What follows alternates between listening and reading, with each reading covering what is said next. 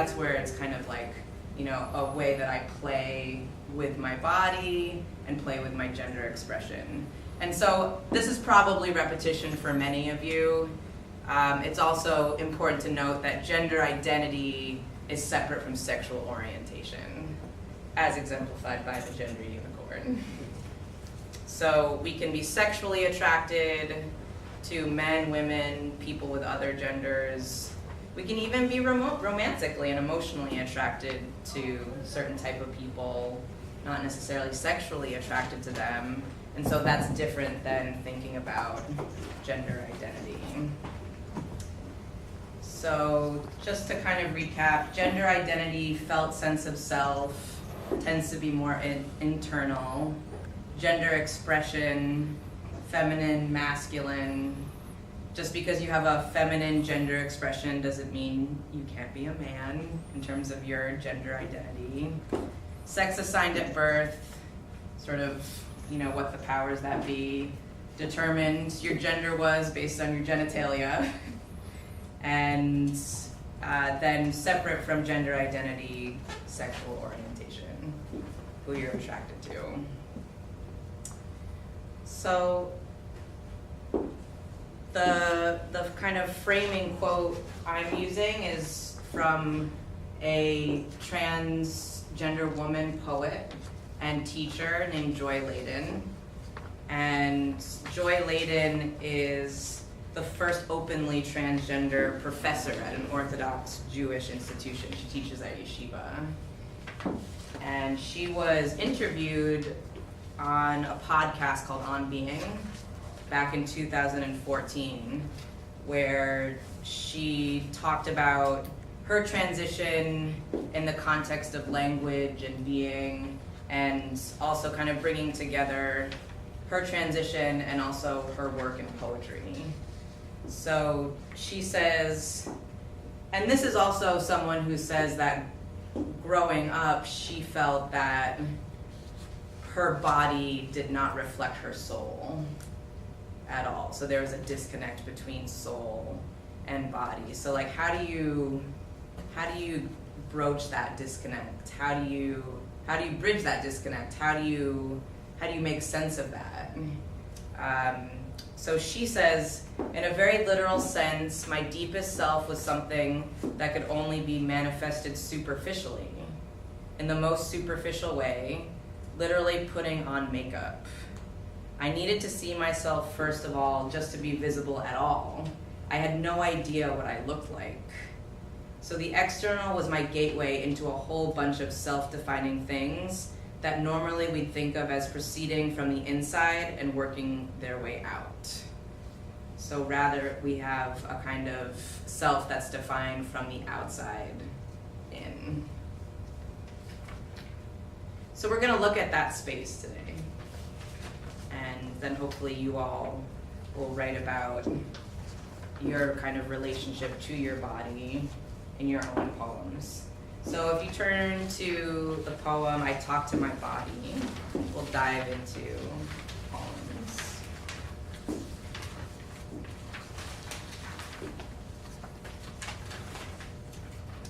This is a poem by Anna Swear. She was a Polish poet who lived from 1909 to 1984. I talk to my body. My body, you are an animal whose appropriate behavior is concentration and discipline. An effort of an athlete, of a saint, and of a yogi. Well trained, you become for me a gate through which I leave myself, and a gate through which I will enter myself. A plumb line to the center of the earth, and a cosmic ship to Jupiter. My body, you are an animal for whom ambition is right. Splendid possibilities are open to us.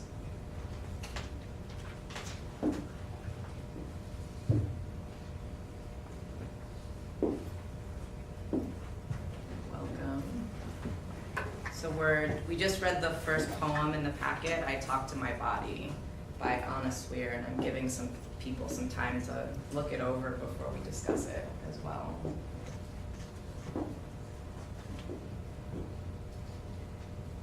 So, a part of this poem that strikes me is that there's this separation between soul, or I, and I'm gonna use I think a lot about the concept of a soul. I don't know quite yet if I believe in a soul. So the tradition in English language poetry is a soul addressing the body. I'm gonna say an I addressing the body, but you all can fill that in however you like, depending on your beliefs. So what strikes me about this poem is the last two lines, actually. Splendid possibilities are open to us. So she's not just saying splendid possibilities are open to me. She's making that distinction between me and this sort of vessel she inhabits.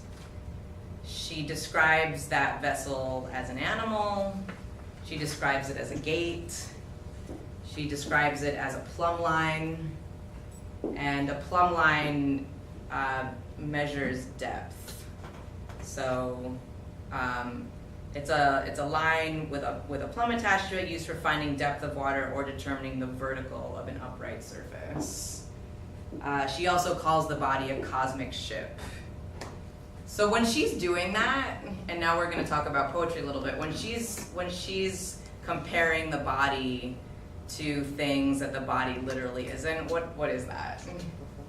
Say it. Upright, yes.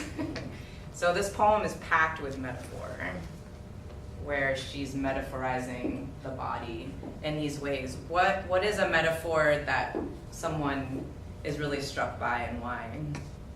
Well, I was really struck by the animal because of all the other words on this page. That is the one that that didn't flow for me. Okay. It was like striking. It was like animal. Right. It didn't seem to fit with the other metaphors she uses. Right. And is it a judgment? Is it a negative judgment?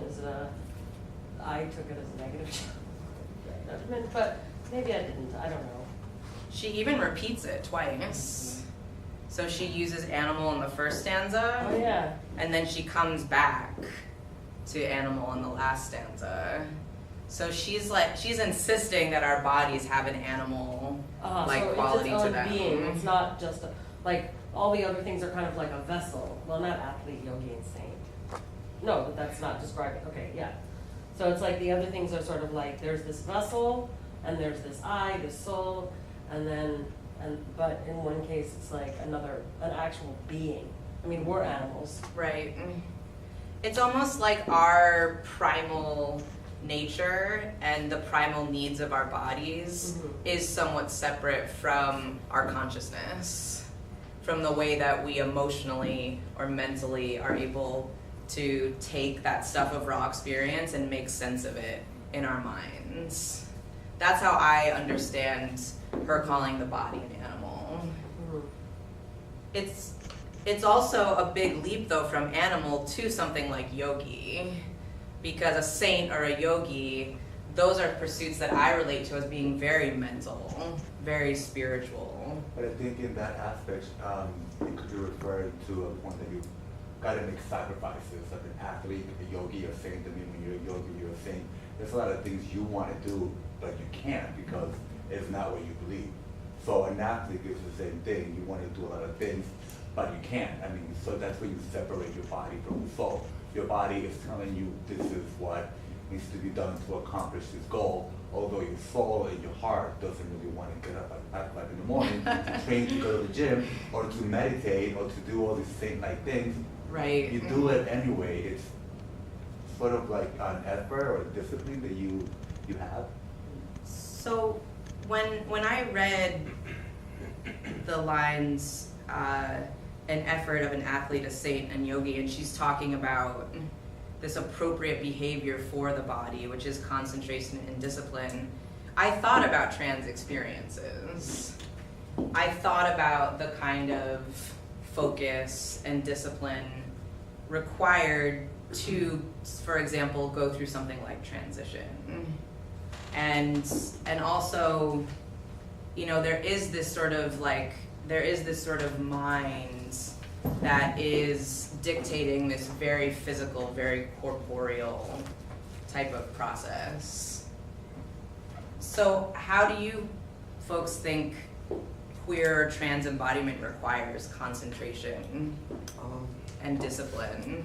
Well, taking your note of the transitioning, it strikes me that maybe it was her not transitioning or not being able to do it at the time that required her to actually discipline, to conform to a norm or a social construct.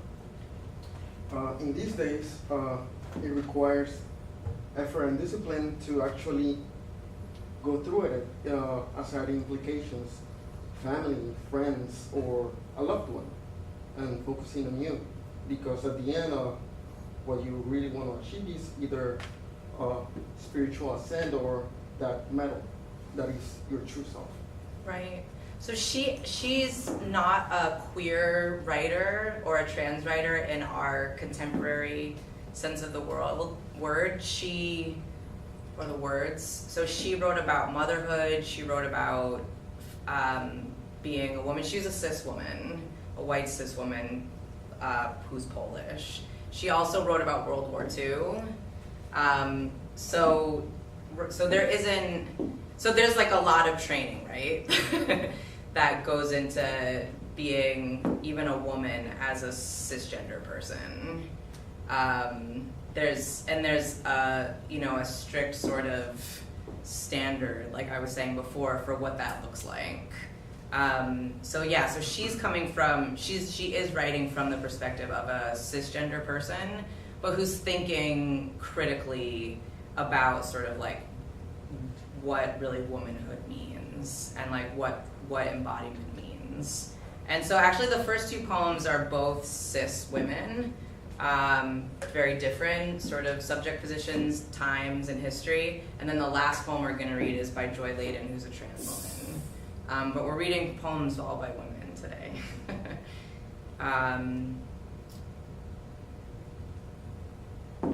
Why do you all think she uses us instead of, what do you all think of using us at the end? Splendid possibilities are open to us.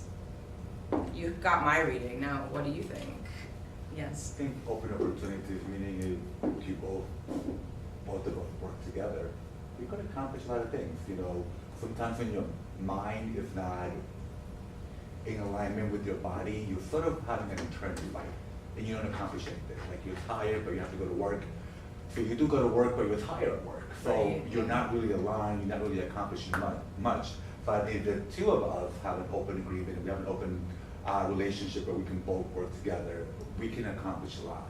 So the author is just sort of separating both your body and your mind and talking about all the things that we can possibly accomplish together. Right.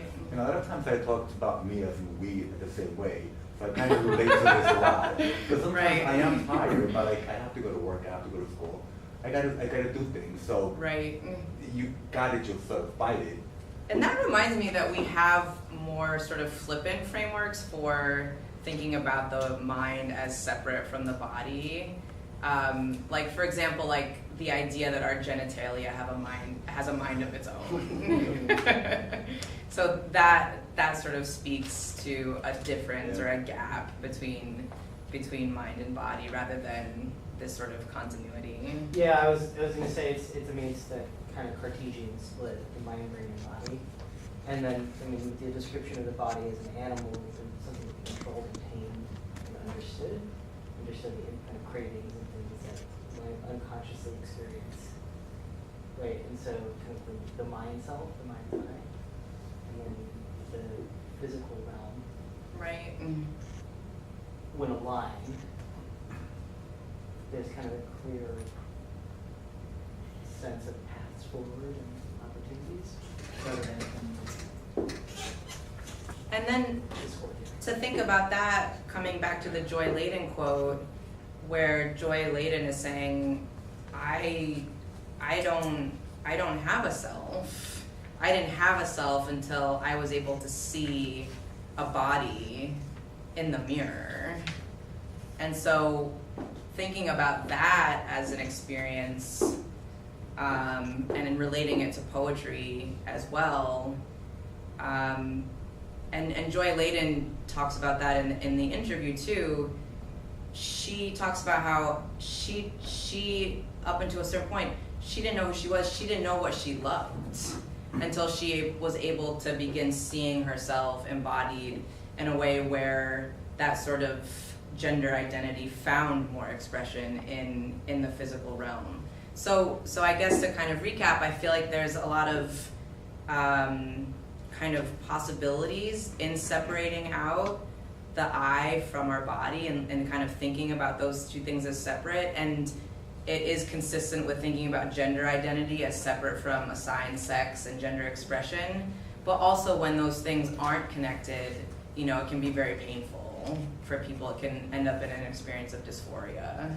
Yes? Yeah, I felt like, so when you just take the poem as a whole and you sort of break it into 3 parts, I feel like the first part is really her introducing herself within a construct of what she knew was, this is how her body should perform, this is what society thinks that her body is. And then if you go towards the second stanza, it's also her process of being able to explore what is going on with her body. And then you'll notice also that even the lines that she would really address her body as you as something separate, and the first and the second stanzas.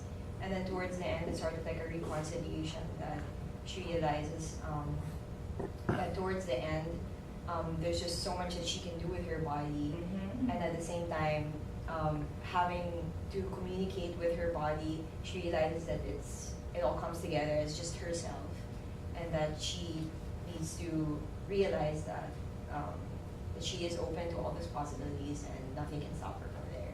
So there's that sort of process that moves on from her looking from the outside to her inside, and then towards the inside she realizes that this is who she is. Right.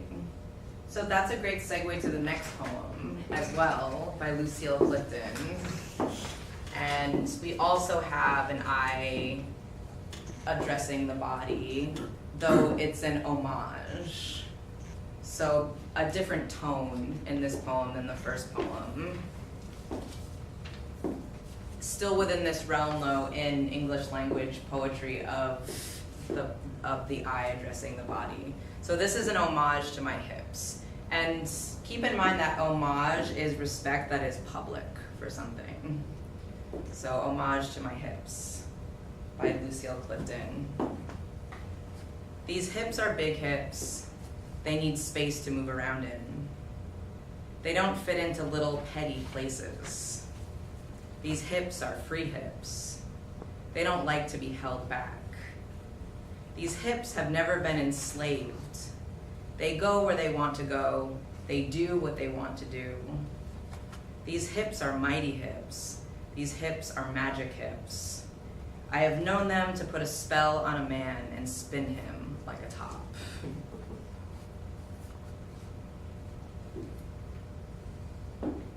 So what do the hips symbolize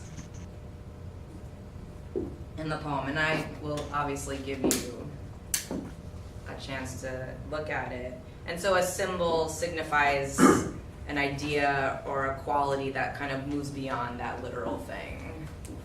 Her I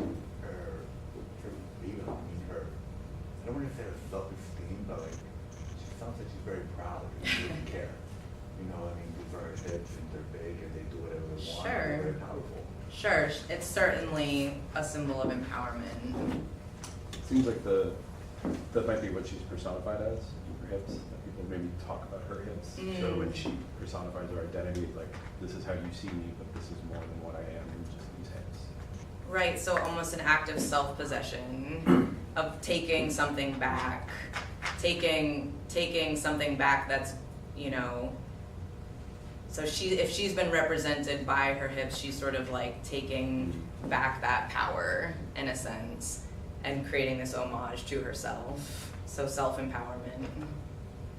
Yes. I was gonna say 2 things. I was gonna say sex, sexiness, Yeah. sexual identity, but also, you know, people are like, oh, those are baby-bearing hips, like, and you know, what's the connection between, like, there's got to be something animalistic in the attractiveness of a woman to a, to a hetero man, because of her ability to make babies or birth babies in this case.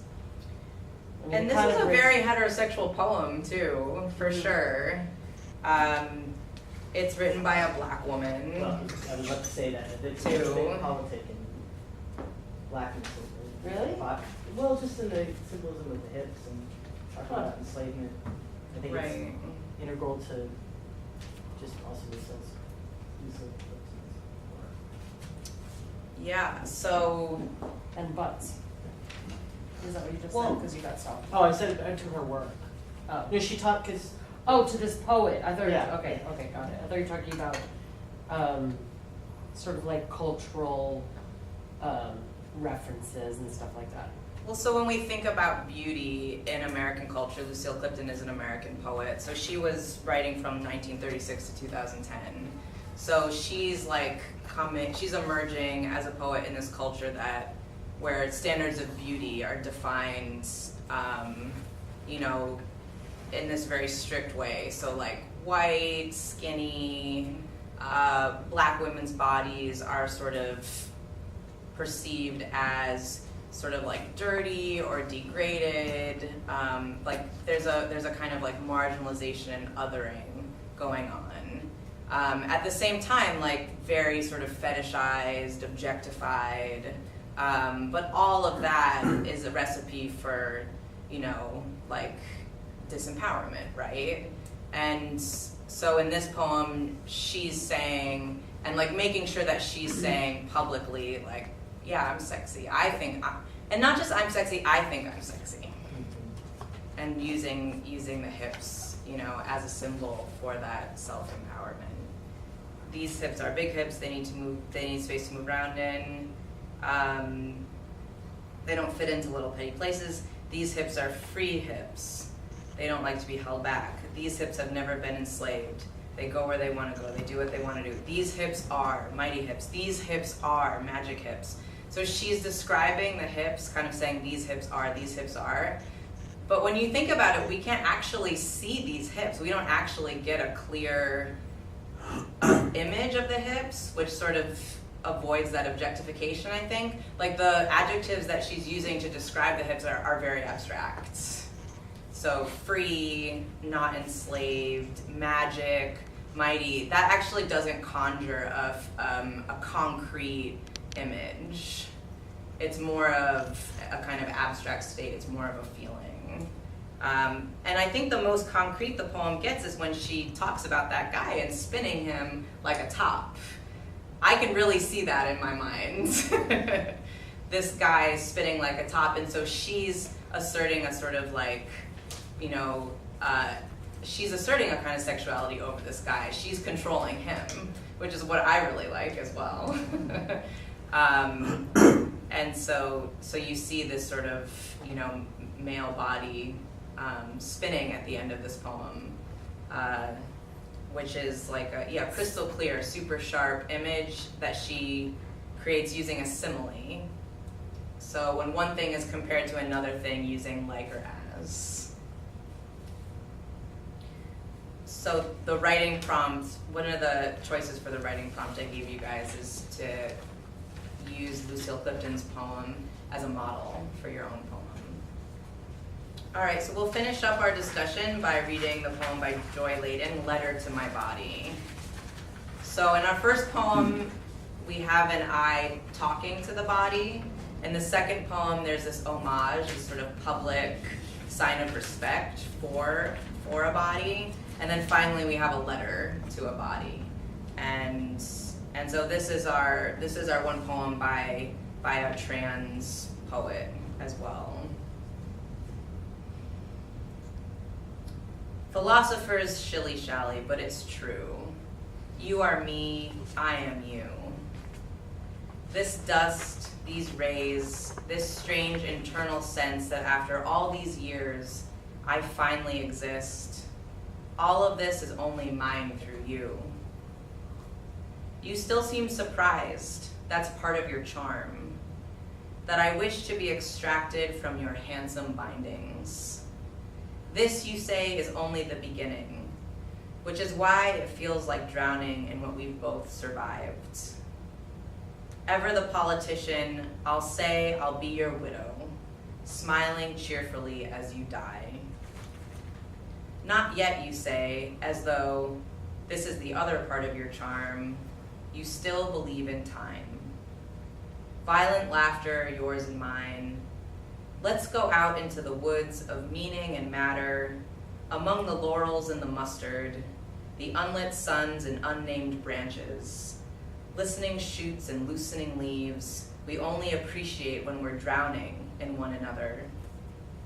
Let's break up before we meet and fall in love again in the darkening parlor of the heart.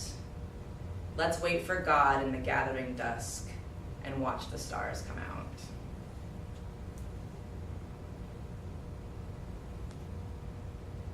Who can summarize the story being told in this letter to Joy Layden's body?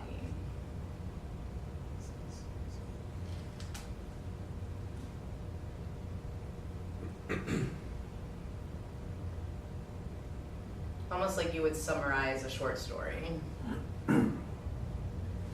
It's the story of her transition, and so she's saying she's recognizing herself, and then she's extracting herself from the masculinity and allowing her femininity to show through. And then I think just kind of thinking about the twilight of her life and what she has to look forward to. So she writes about how before she transitioned, she didn't fit into a binary gender system, yet she craved fitting into that binary. So she just describes her life as being one of disorder. She wasn't decidedly male or female, yet, and she specifically says, not like the cool new gender fluid, genderqueer people, I craved order. So she situates herself, in this male to female, trans feminine narrative, where she's sort of going from one category to another category. In this poem, though, so this poem feels like it's kind of at the beginning of that. Though she's taking a moment, I think, to go into that, or to revel in that disorder. I think that's what the woods sort of represent. There's no light in this place. There are no names in this place. And so I feel, and she's also still addressing that male body. That male body is still a kind of entity in this poem. She's becoming his widow. Right, and like, it's almost like before that official widowing, like she's kind of reveling in this space that's outside of the binary. Yes. Well, I think with the context that you shared of not being binary but wanting to fit into something, in some of the language, it feels very violent. Like, get away from me, I don't want to do this. But then the line that says, let's break up before we meet and fall in love again. Indeed, but if this is where I need to get to, like if that's just more comfortable, as she's just trying to find out where she fits. I like the language that's put around the other that she was. So like with the ever the politician, I'll say I'll be your widow, smiling cheerfully as you die. Like there's a small amount of violence associated with like, I need you to get away from me. But if you're here, I'm gonna be okay with it, and we're gonna get sucked back into this crappy relationship. Right. Do you think she's getting sucked into it, or is it kind of this almost this interlude with the old? It's an interlude between the new self and the old self. I don't see it as an interlude, because it's interesting. I see it as like hyper binary. And I'm not someone who has a personal reference of transition, of gender transition, so maybe that's my problem here, but there's it's like birth and death. violence and laughter. You know what I Right. mean, there's like Dark all, and light. dark and light, like it's all like before and after. You know, it just seems extremely binary to me. And not not that it's not transitional, but it's almost like there's no liminal place. Okay. It's black and white. So the woods doesn't feel like a liminal place to you. I guess I didn't think about that so much. Because that's what it feels like to me, that the woods is this place of becoming. Well, it's And in a place of becoming, there's this, she says, she's talking about breaking up and falling in love again. There's this like rupture, there's this recombining in that liminal space. And it's kind of happening in the dark too. I was gonna say, like, the woods feels very, I mean, unlit suns feels like a potential, right? The loosening of leaves or things unfurling, things kind of growing wildly untamed in this. Like a bird, like Right, growing. well, in the space of confusion too. Because out into the woods, it is a liminal space, right? So of laurels and mustard, something lowly, something that's used to give praise, and all of those, that tension between those spaces. Yeah. I think you can see the sense of emergence in the words that she uses. For instance, she repeats drowning twice, and the sense of drowning is, I mean, I've never drowned myself before, but you can imagine that the feeling of drowning is when at the same time you're trying to gasp for air. So there's that feeling of wanting to escape from that, or for wanting to reach out and get something, get a breath of fresh air. And then you have words also that are, going into the woods and then eventually coming out of it. And also the gathering dusk is, gathering dusk is not necessarily a closing of the day, but she ends it with watching the stars come out. So you do get a hint of that when she talks about how it's only the beginning. So it has that sense of transition there. So you have those little hints in the words that she uses. So Joy Ladin too, looking at the last stanza and the last line, Joy Ladin loves rhyme, and she talks about rhyme as creating a likeness between two unlike things, almost an argument for how she could be a woman, and then also looking at cisgender women, how they were women as well. So they kind of shared a rhyme even though they were different, which is pretty beautiful. So she rhymes, it's a slant rhyme. So a slant rhyme in poetry is something like heart and out. They have a kind of similarity, but it's not a direct rhyme like brine and shine. So that would be a direct rhyme. Heart and out, those two words share the T sound. And so they kind of create this kind of energy together, this resonance. And so reading heart and out as a slant rhyme, she's creating this suture, I would say, between her heart and the world. And so there is this sort of coming together, this bridging between heart and world, even though there isn't a suturing between the sort of male and the female. Yet the male and the female are kind of all happening in the heart, in her heart. They're falling in love again in the darkening parlor of the heart. And so that's where I think there's a lot of kind of hope in this poem, that sort of heart she has is kind of going into the world, and like going into the world to be a part of the world. And I love that idea of like formation and creativity and becoming happening in this dark liminal space as well. So she says, I think that one of the blessings and burdens of being trans is that I think all human beings actually are ratios of being and becoming. And that for most of us after childhood, we think of ourselves as mostly being with some becoming. And when becoming takes over, becomes a greater proportion, we think of that as a crisis. It's a midlife crisis with some kind of religious conversion. Then we'll settle down again and we'll have lives that coalesce. But I think for trans people, I think that for me and I think for many of us, becoming is always going to be a greater proportion than being. I'll never have enough experience of life as myself to have that settled, fixed sense. I do have some things that are much more settled than they were, but I think I'm always going to have the sense of being as something that constantly involves becoming. And I think that's really the glory of the human race. So the front of your packet are some writing prompts. And can I get a time check from somebody? It's 2 o'clock on the 1:59. Okay, great, awesome.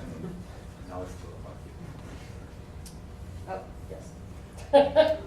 If we go, so I was thinking you guys would have about 10 minutes to write, and then people can share afterward if they'd like. So we'll go a little bit over, and obviously if people have to leave, we won't be offended. We started 15 minutes late too, so it's an hour workshop. I was thinking we'd go to 2:15.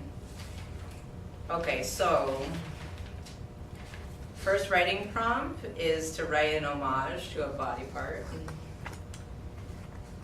So write an homage to a part of your body, describe that part. You can describe it literally, or you can use Lucille Clifton-esque abstract descriptions to really heighten that sense of the body part as a symbol.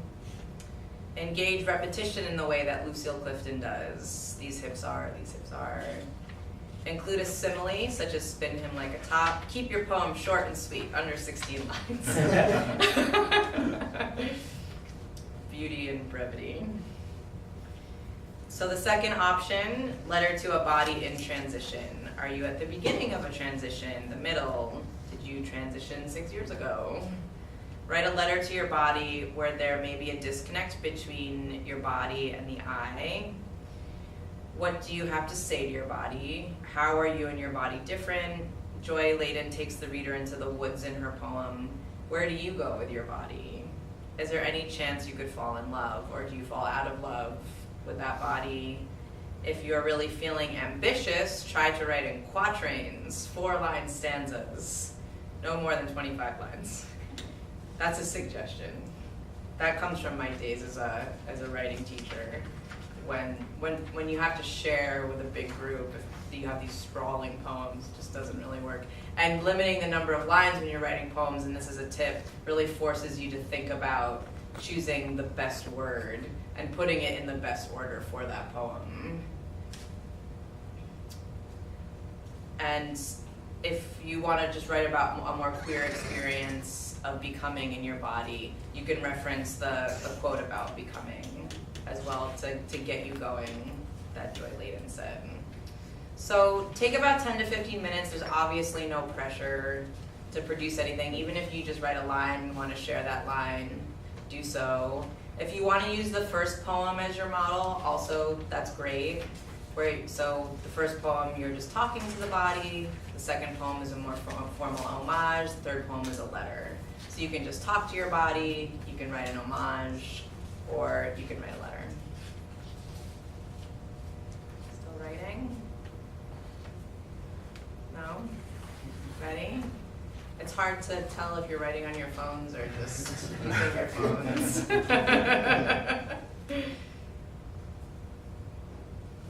Would anyone like to share their poem? Great. Brown eyes.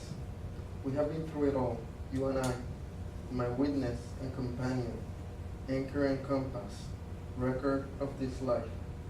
You saw me and scared me. I hated you when I looked right back. You were patient and resilient. You didn't abandon me when I stared at the razor so many times. You were friend, bow and arrow, when being positive became a minus, when everything went dark. You healed me with holy water. Now I see you like you see me, beautiful creature, grown for life. Great. you so much for sharing. Wonderful figurative language in there. It's called bromance? Brown eyes. Brown eyes. But it could be called Brown Eyes Bromance.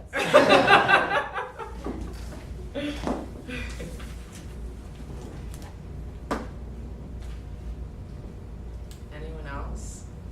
Yes. I took a little more on the hip section. So it's called That Time I Became a Bear. You curled, you grew, you wouldn't stop. I tried to hide you, shave you, make you stop. Silly Chester, stop peeking through. I'm from Miami, no one's looking for you. Gays aren't hairy, that's all I've ever known. Yet you curled, you grew, you urged to show. You roared at me once with a snarl. I'm here, you're queer, just let it go. Now I let it curl, grow, let it show. The bears love to see it flow. That's great. Thank you. I really like when the body roars at the speaker. Any other brave writers? Yes, LP. It's a diptych, but it doesn't have a title. When you're coming to grips with divorcing yourself from what you know and what you've been told, it feels like slowly letting go of someone's hand. This space is between the tips of fingers. There's a gratitude that somehow intermingles with the pain, a loving glance at whatever it is in you that begs you to stay, fear in its eyes. Queerness is not a carrot on a stick I should chase after on a treadmill. Often I forget this. Presentation is important here more than it ever was. I kiss the lips that I was born with. I wake up lonely sometimes, looking for the part of me that's missing. The next day it feels like a passing nightmare. Storms come and go here, raging one moment, placid the next, but with an impatient undercurrent.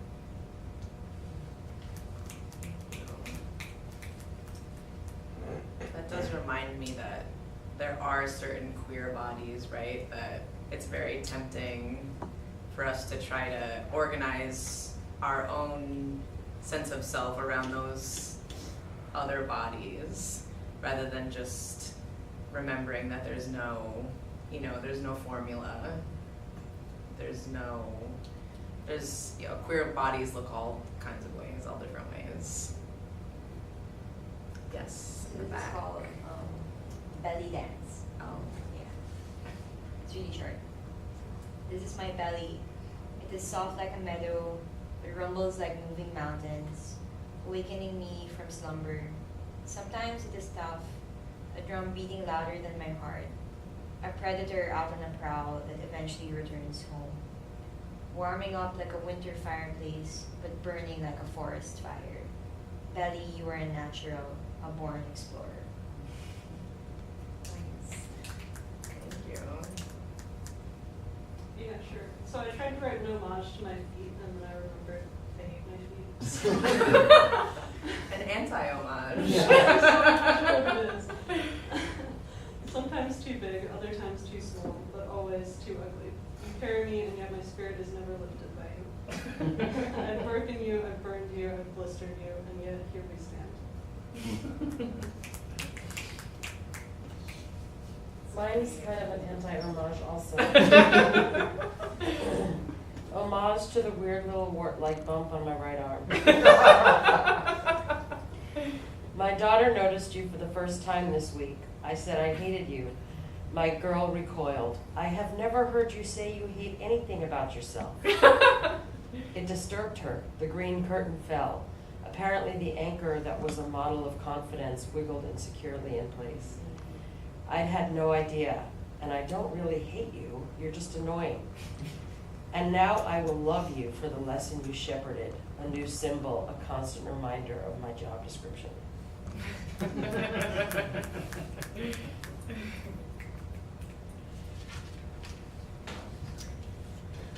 Yes? What's your name? Thank I know of everyone else here, basically, so welcome.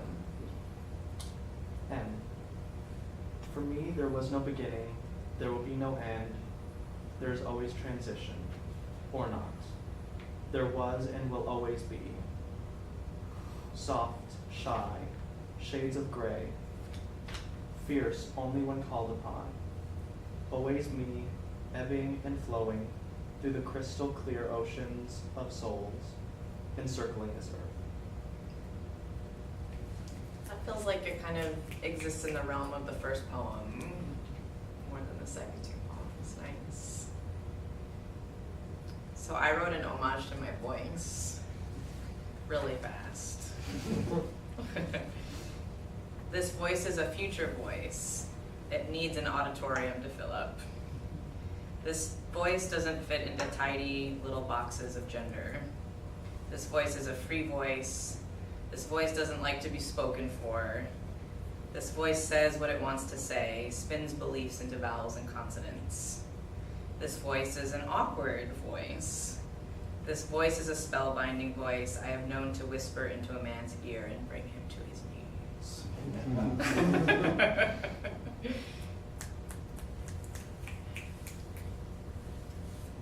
Anyone else want to share? As my voice cracks.